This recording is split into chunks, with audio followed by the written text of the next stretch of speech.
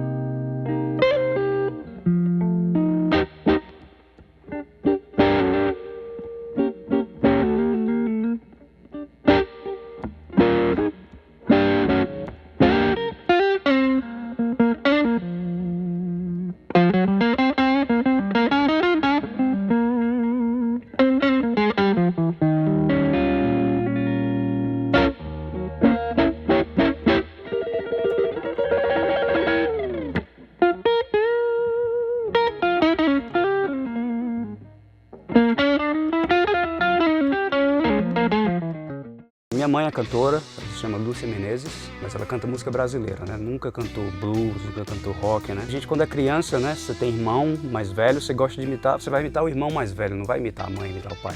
E quando meu irmão tinha por volta de uns 10 anos de idade, acho que foi isso, e eu tinha 3 na época, aí ele comprou, acho que foi o High Voltage do AC/DC, né?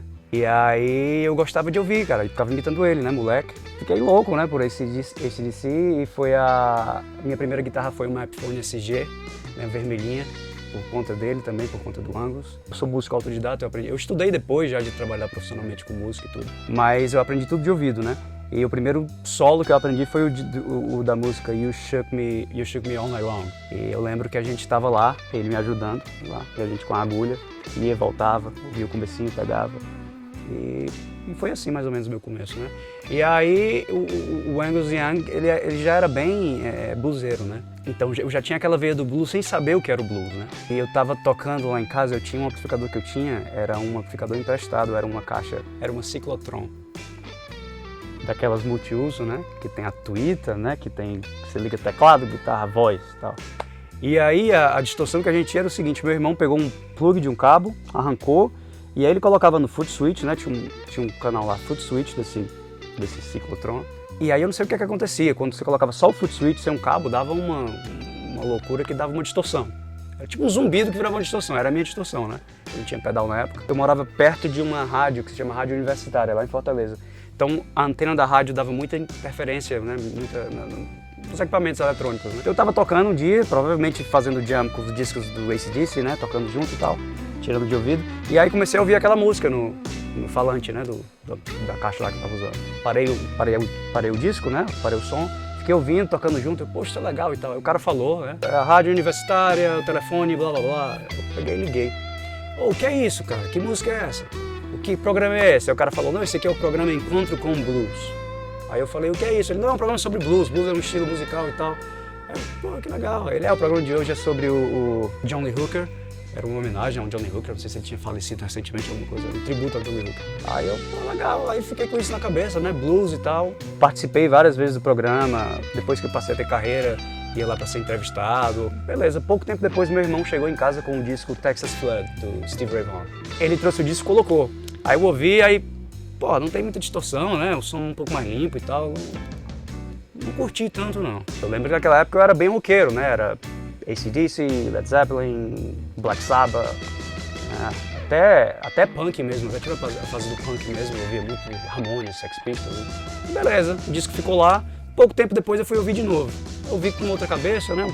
Mas eu ainda era moleque, acho que nessa época eu tinha uns 12, 13. Aí eu ouvi aqui e eu falei, pô, isso aqui é legal, hein, bicho? Tem um lance, o cara toca umas coisas rápidas e difíceis, sem muita distorção, o som é bonito, é diferente, né? Eu só era acostumado com distorção, né? Eu gostei disso aqui. Aí fiquei fãzão do Stevie Ray Vaughan, a partir daí, cara, tirei todas as músicas dele de ouvido, todos os discos, a gente comprou todos os discos. Passei por um extrato, né? Comprei um extrato.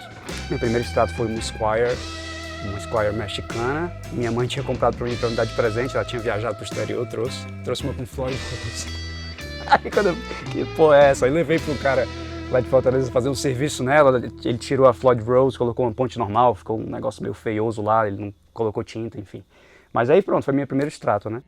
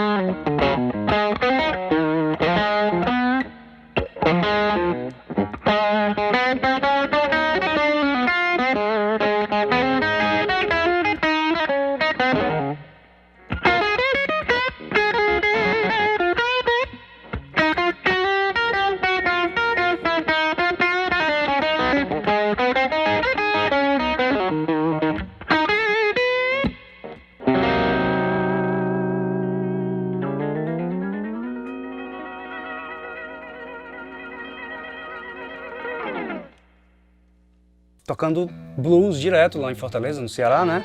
Inclusive criando uma associação, a gente criou uma associação lá, juntou as bandas de blues. Eu que criei junto com esses dois caras que eram da Blues Label, essa banda, essa associação que se chama Casa do Blues. Que a gente teve a seguinte ideia, pô, se não tem lugar pra tocar, vamos criar, cara. A gente criou uma associação, CNPJ, chamou os membros, fez ata direitinho e tal. Tinha um presidente, tinha um diretor-secretário, tinha isso, tinha aquilo. A gente escrevia os projetos e pegava apoio privado e público, né? Da prefeitura do estado e também de algumas empresas. Aí com isso a gente patrocinava os shows, a gente fazia shows na cidade inteira, shows de blues, abertos ao público, sem cobrar ingresso, né? Então a gente fez muito isso, eu fiz muito show, participei de várias bandas. E aí foi quando eu fui pra Chicago, foi em 2006, foi a primeira vez que eu fui. A desculpa pra família foi, vou aprender inglês, precisa, é importante e tal. E eu não falava nada de inglês, eu só aprendi o básico do básico, tipo, how much is this, quanto é que é isso? My name is Arthur. E aí uma frase que eu aprendi que era is there any jam session here? Tem jam session aqui? E aí eu chegava nos bares de blues lá com essa frase, né? Era a minha frase, né? Não tinha negócio de hey, how are you? Hey, good night. Is there any jam session here? Né? Peitando a galera. Mas aí foi no meu primeiro dia, cara, em Chicago. Eu tinha 21, eu decidi ir quando tinha 21, porque se eu fosse antes eu não poderia entrar nos bares, né? Eu fui como visto de estudante, eu estudava inglês numa escola. Eu morava em um albergue muito próximo da Halsted Street, que é onde tem o Blues on Halsted e o Kingston Mines. São dois bares de blues bem famosos. Aí fui nesse, quem tava tocando era o John Primer, que foi o cara que tocou na última banda do Muddy Waters. Né? Puta guitarrista, tradicionalzão, canta legal também. E aí eles estavam tocando. Quando deu a pausa, eles foram lá fora pra fumar um cigarro e tal. Eu saí do bar, cheguei molecão. Eu tinha uma camisa com as duas bandas que eu fazia parte na época, que era a Blues Label e a de Blues em Quando, né? Aí tinha uma foto minha tocando guitarra, uma caricatura e tinha o nome das bandas, né? Aí os caras viram o nome Blues, né?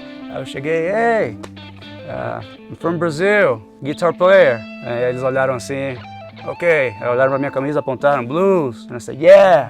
Is there any jam session here? Aí eles começaram a rir, né? E falaram várias coisas que eu não entendi. Voltaram pra dentro do bar pra tocar, não me deram nenhuma bola. Fiquei lá no bar, pedi uma cerveja. Aqui, quando eu vi daqui a pouco, gente batendo no meu ombro, Brasil, Brasil, Brasil. Quando eu olhei, ele me chamou no palco. Tava aparecendo a guitarra, eu fui, peguei, toquei Hideaway do Fred King, né? Toquei lá, a galera curtiu pra caramba. De lá, uma mulher veio falar comigo e falou alguma coisa, Kingston Mines, blá blá blá, let's go. Kingston Mines era o outro nome do bar e let's go, eu sabia o que era let's go. Aí eu fui com ela, né? E aí entrei nesse bar lá com ela, que era só atravessando a rua. Quando cheguei lá, ela me levou pro manager, né? A portinha lá do manager, na verdade era uma mulher que tava lá, a manager lá.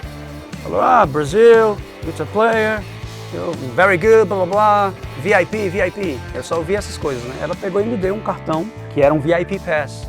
E na época o dólar era bem caro, eu era moleque, não trabalhava. E era um VIP Pass que eu podia entrar no bar de graça, todos os dias da semana, e podia levar 2 convidados comigo. E aí depois que eu fiquei mais enturmado em Chicago, que fiz mais amigos e no curso de inglês, eu levava a galera toda comigo, né? Levava a molecada pro blues, né? Meu lance é sempre estar agregando a galera, trazendo gente pro blues, né? Enfim, ainda nessa mesma noite, que foi a minha primeira noite em Chicago, né? Mesma coisa, Kingston Mines tem 2 palcos, tava rolando o show do Charlie Love. No palco maior, no menor. E aí tinha um segurança aqui, né, o cara. E isso, bares de blues, gueto mesmo, né, os caras tradicionais, os negões mesmo, sabe, a galera do blues mesmo tradicional, não é? Chega eu, não sou branquelo, né, tenho uma misturada doida, né, Brasil, né. Mas enfim, sou latino, né, não sou negro como os caras, né. Os caras olhavam assim meio torto pra mim, o que esse cara tá fazendo aqui, esse menino, né. Aí o segurança tava lá perto do palco, cheguei, hey, what's up? Is there any jam session here? Aí ele falou alguma coisa, do you play? I said, yes, guitar. Aí ele, tipo, quando o Charlie parou a música, ele gritou pro Charlie, falou alguma coisa. Eu acho que ele falou tipo alguma coisa, he said that he can play, Charlie, something like that. E começaram a rir, né? Caçoando de mim mesmo, aí eu, beleza, sentei de novo, fiquei na minha. Charlie me chamou, me passou a guitarra, comecei a tocar. E o engraçado foi, quando ele me chamou, ele me perguntou tipo umas 4 vezes, what's your name? Eu não entendi, cara. Aí ele falou umas 4 vezes, name, what's your name? Eu, Arthur Menezes. E aí, beleza, ele me passou a guitarra, toquei. E aí ele desceu do palco, me chamou, desci do palco, aí subi numa mesa, solei em cima da mesa e tal. E aí fiquei amigo dos caras, sempre ia fazer jam com eles. Eu nunca trabalhei, né, porque não podia como estudante. Aí toda noite, a minha segunda noite eu fui pro Buddy Guy's Legends, que é o bar do Buddy Guy, né, já em Downtown. Fui lá, toquei também na jam, mesma coisa. Foi lá que eu toquei com ele também uma vez. Aí essa era a minha rotina, a escola eu tinha que acordar às 6 da manhã para conseguir chegar na escola às 9, a aula até às 2, conseguia voltar, chegar em casa às 4, dormir. Aí almoçar alguma coisa, dormia de 5 até as 8, ia para um bar de blues diferente toda noite. Moleque, eu aguentava o tranco, né? Eu tava dormindo 3 horas ou então dormia na aula de inglês, né? Dormia durante a aula, dormia nos intervalos. Eu fiz isso por 3 meses, cara. 3 meses toda noite. Eu coloquei na minha cabeça, eu já tocava blues, já tocava profissionalmente, mas eu achei, pô, eu quero beber o blues da fonte, eu quero ver qual é. Né? Fui pra lá achando que os caras iam fazer um negócio muito tradicional, né? Eu tocar o blues bem classicão, do jeito que eu fazia no Ceará. Eu me vestia com os ternos horríveis, chapéu, né, sapato, né, aquela coisa. Bota ainda tem até hoje, né, mas tipo sapato social e tal, gravata. Tipo, pô, eu sou bluseiro, sou bluesman. A minha onda era essa, fazer o blusão tradicional, né. Fui pra lá, cara, vi os caras misturando. Aí eu pensei, porra, eu que sou Fortaleza, Ceará, brasileiro, não sou daqui, essa música não é minha, né, não é a minha cultura. Por que eu vou ficar sendo tradicional? Vamos fazer o que eu gosto. Aí foi aí que eu passei a misturar, sabe? Fazer muita mistura com baião, com música nordestina, fazer muito com rock, sempre gostei de rock. E quando eu voltei com essa cabeça de lá. E foi quando eu voltei que decidi montar minha banda, né? E aí que eu comecei a cantar também. Foi em 2006.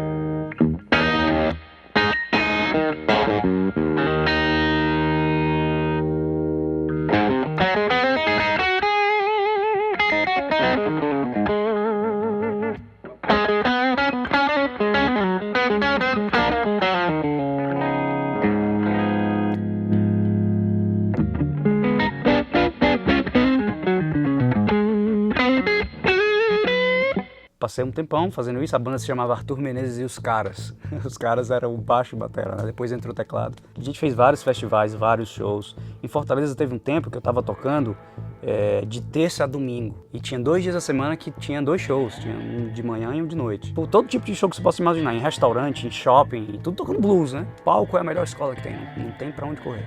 E aí deu aquela saudade, poxa, eu quero voltar pra lá de novo, né? Voltei em 2007, mesma coisa, indo pras jams, tocando, fazendo amigos, contatos e tal.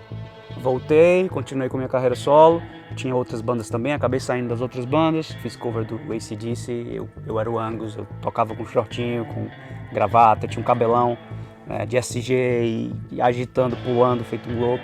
Toquei cover do Led Zeppelin também, toquei cover do Hendrix. A gente teve até um projeto que a gente tocava Roberto Carlos, chamava Roblacto.